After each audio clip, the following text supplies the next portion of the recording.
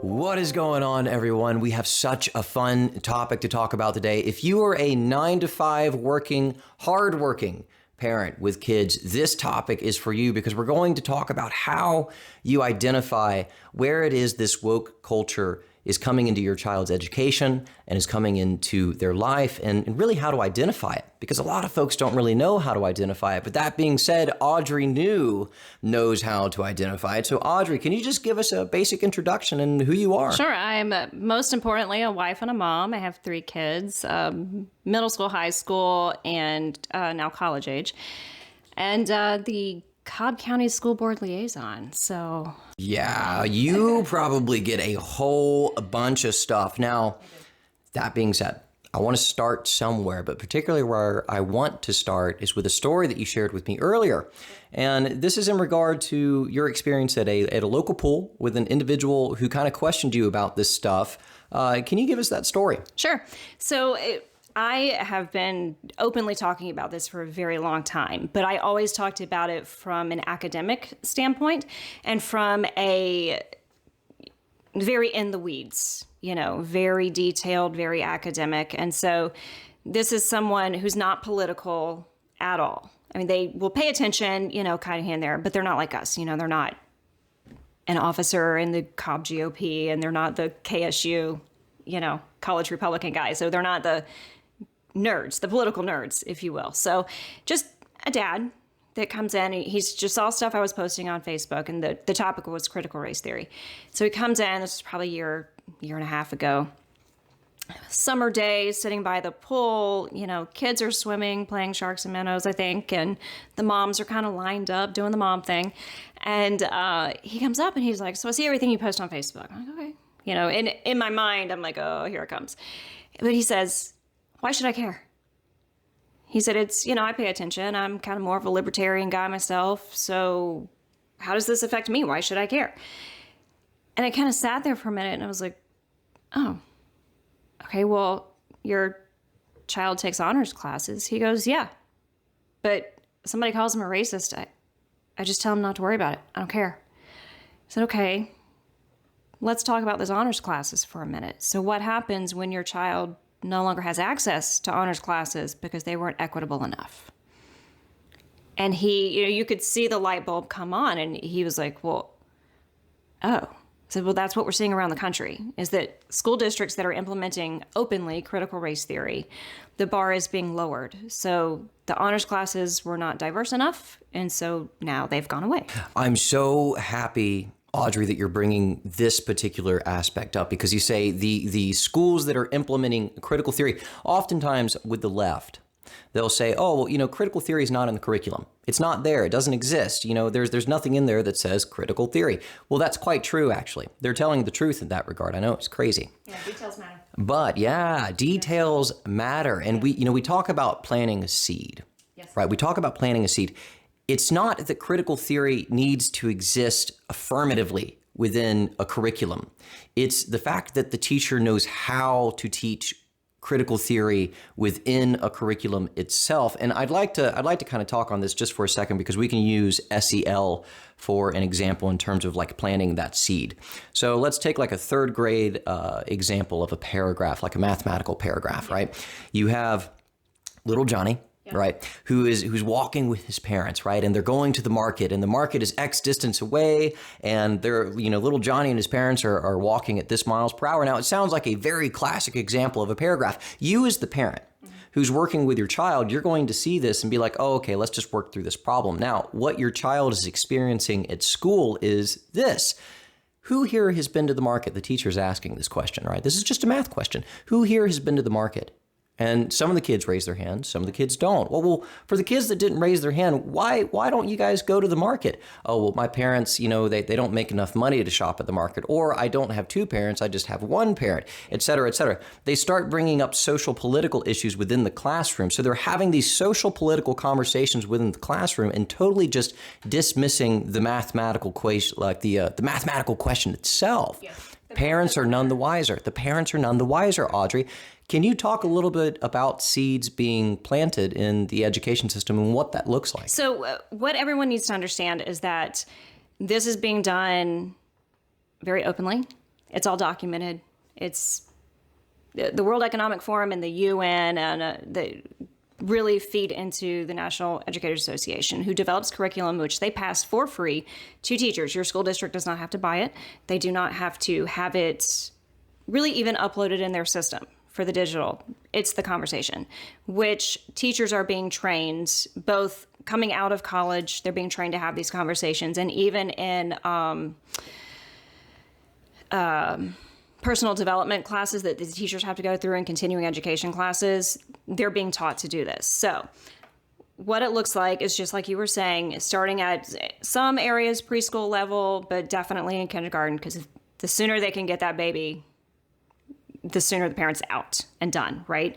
So they come in and they have that conversation. So one of the big pushes coming from some of this NEA curriculum is world hunger.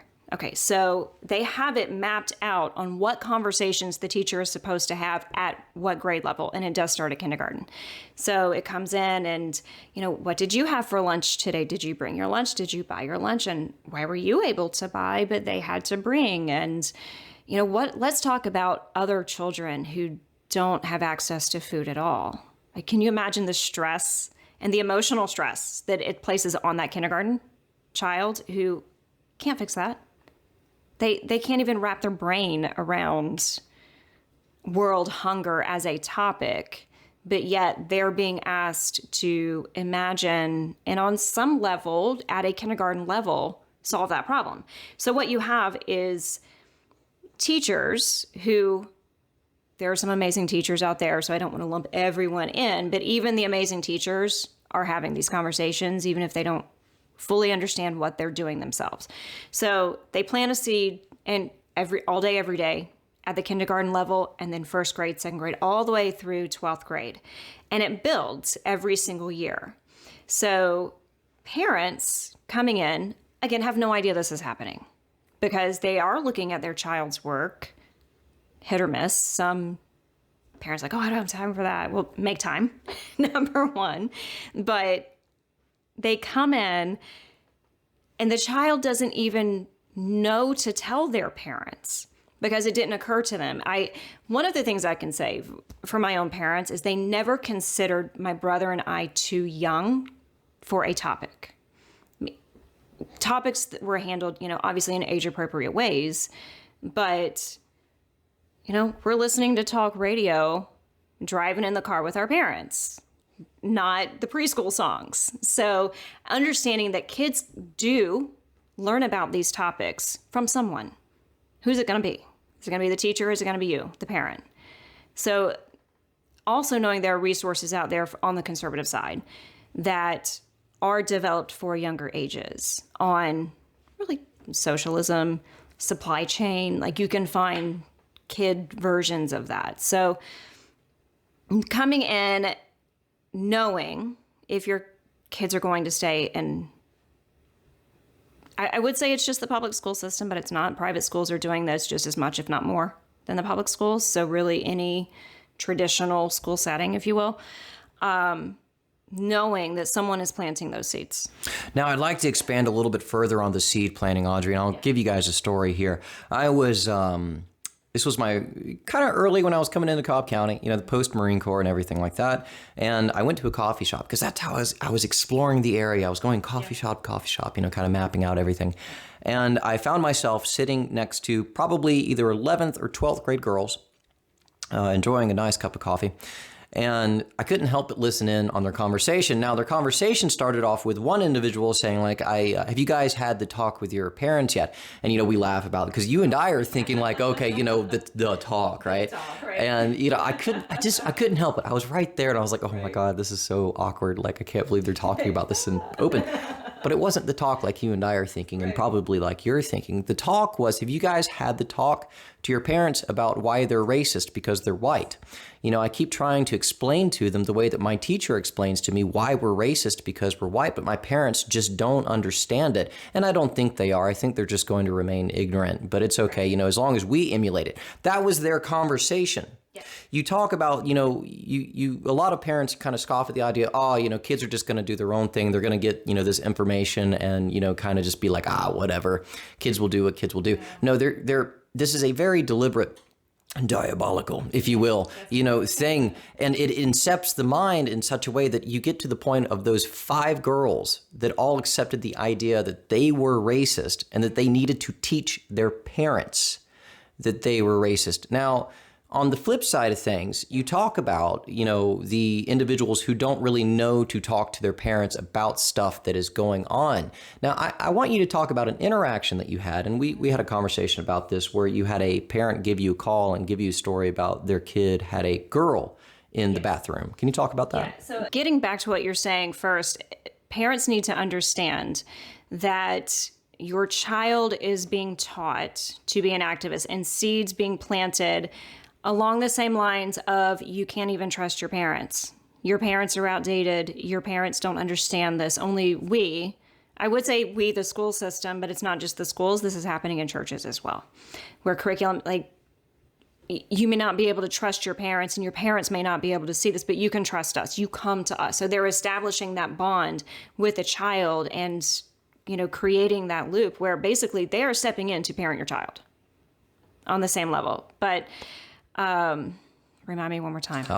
Yes. I know it happens, in good conversations, sometimes you just get dispersed. Audrey, I kind of wanted to talk to you a little bit about a child comes home and says that, I saw this girl in the bathroom. So that the seed's being planted. And again, parents need to understand that the kids are being inundated with this on every single side. So my kids are no longer in public school. So there are things that I see and I don't see, but I do have a lot of parents reach out to me on, is this okay? What's the policy for this? Because they know that at the end of the day, even though my kids are not in public school, I'm reading the school policy. I'm talking to the school board members. It can be a lot sometimes, but I'm in the thick of it, right? So they call me and they're like, so what's the policy on girls in the boys' bathroom? Well, that is absolutely against Cobb County policy. So they're like, well, my son came home, said there was a girl in the bathroom and that it was very intent, she knew where she was. So I'm like, okay, I'm going to need more information. I need more details because here again, details matter, right? So as I'm diving in with this parent, the parent goes back to the child to get more details. When did this happen?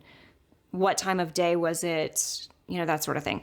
Turns out the boy says, well, actually, it was another boy, full makeup, skirt, the whole 9 yards, who was checking out this other kid in the bathroom, and it made him uncomfortable. And so the mom says, well, why did you say it was a girl? And he says, well, that's just what you're supposed to call him now. And this is a child being raised in a conservative home where the parents do not adhere to this. They're not falling for this in any way, shape, or form.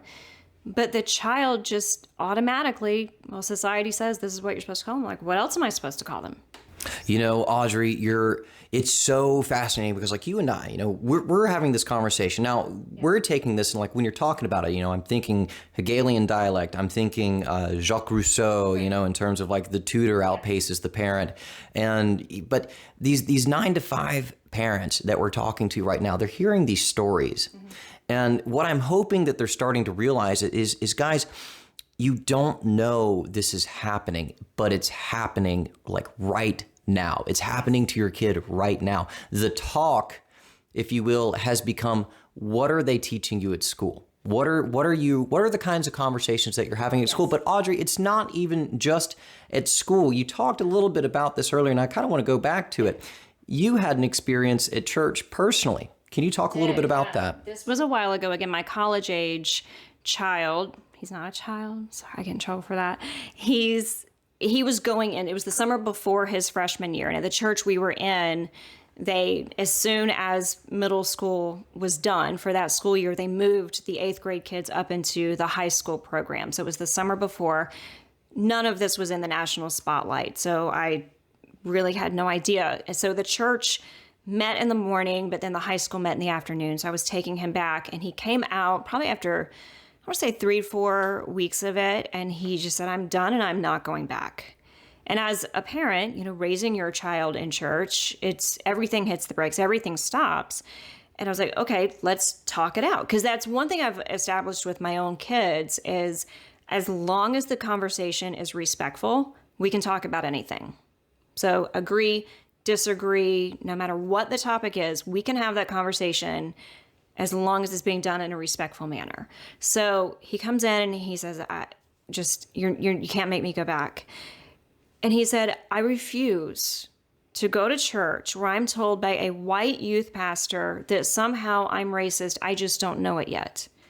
And he said it didn't matter what the topic was every single week. It always came back to racism. And he said, I'm just not doing it. And I don't understand why it's happening. And as a parent, I didn't at the time understand why it was happening. And so I really dove in, and the part I didn't mention before is I was watching a very nerdy show called Economic War Room on the Blaze. And I believe it was Trevor Loudon was doing an interview with Kevin Freeman. He was talking about the enemy within the church. And so he's like, this is called critical race theory. And here's what it looks like. And yes, it's in the schools, but it's also in the seminaries, because one thing that the Communist Party, getting into the weeds here, the Communist Party understood is that you cannot take over America until you take over the church. And talking about Gramsci. Yes. Yeah. I mean, and so many people don't even see it. And it's important to understand for parents, it's important to understand that kindness has been weaponized. So being kind, showing compassion to someone has been manipulated and it's been twisted.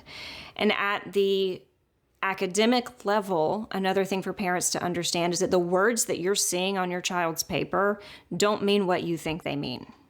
They have a double meaning.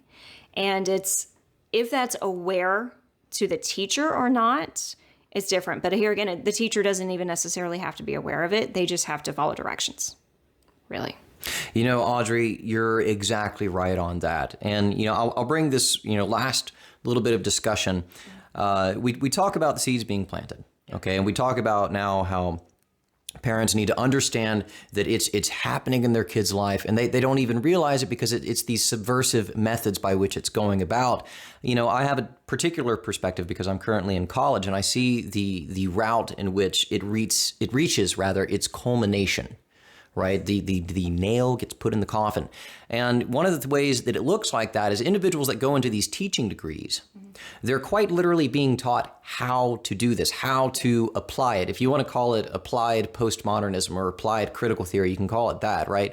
Because it's no longer I'm just observing and then criticizing. It's I'm observing, criticizing, and then morally obligated to fix. That's the key, is the moral obligation.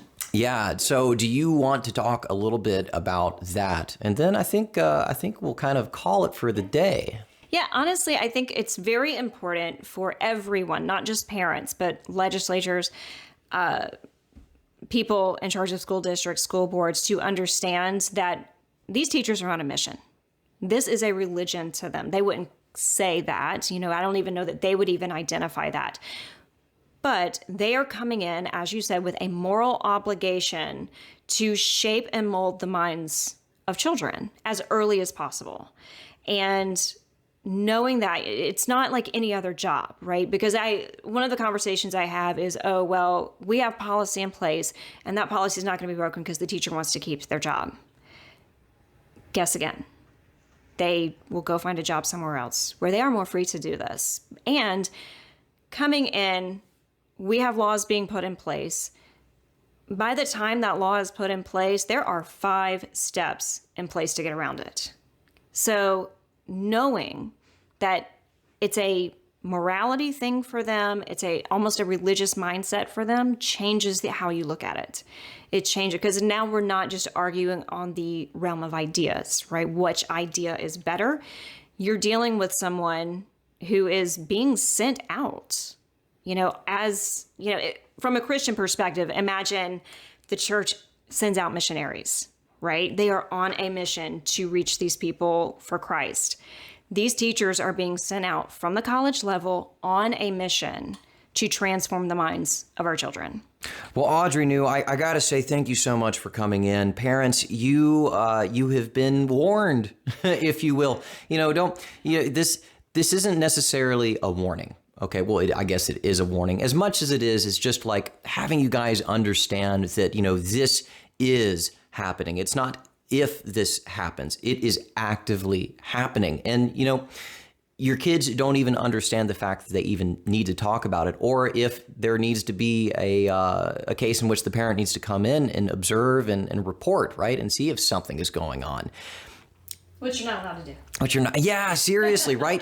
And it's difficult, Audrey, because like I said, we're talking to like the parent who works, 9 to 5, right? Who wakes up, 9 or earlier, go to work, come home at 5, cook dinner, help their kids with homework, get them to bed, maybe have an hour with their spouse, call it a day, and then rinse and repeat. Right. And I know this, it's difficult for that parent or those parents to go out and really actively pursue this. But guys, we cannot let this get out of hand. And it's slowly getting to that point where it's going to start getting out of hand in particular. Now, Audrey, Audrey, I want you to just kind of give a call to action. What is it that you would, advise parents to do?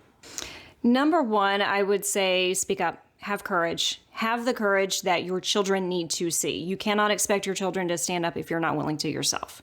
If your children do not see you making it a priority to stand in solid truth, they will not stand in solid truth either.